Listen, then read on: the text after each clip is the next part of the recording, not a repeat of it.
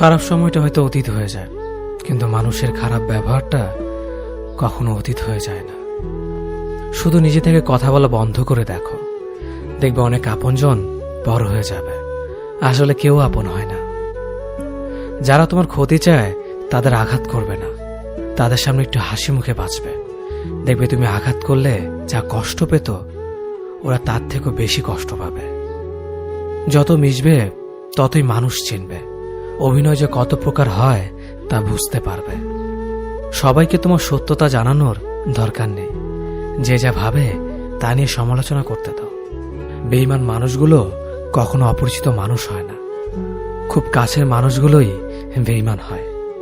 পাতা ঝরার আগে পাতার রং বদলে যায়, আর মানুষ বদলানোর আগে কথা বলার ধরন বদলে যায়। মন কখনো ভাঙে না, যেটা ভাঙে সেটা হলো বিশ্বাস। কেউ যদি তোমার সাথে কথা বলা বন্ধ করে দেয়, তাহলে বুঝে নিও তোমার পিছনে তারা তোমার নিন্দা করা শুরু করে দিয়েছে। ভুল মানুষের কাছে প্রত্যাশা রাখি বলে আমরা দুঃখ পাই বেশি। আপনি যতই নরম মনের মানুষ হবেন, ততই আপনি অন্যদের কাছ থেকে ক্ষত বিক্ষত হবেন। মানুষ চেনা শুরু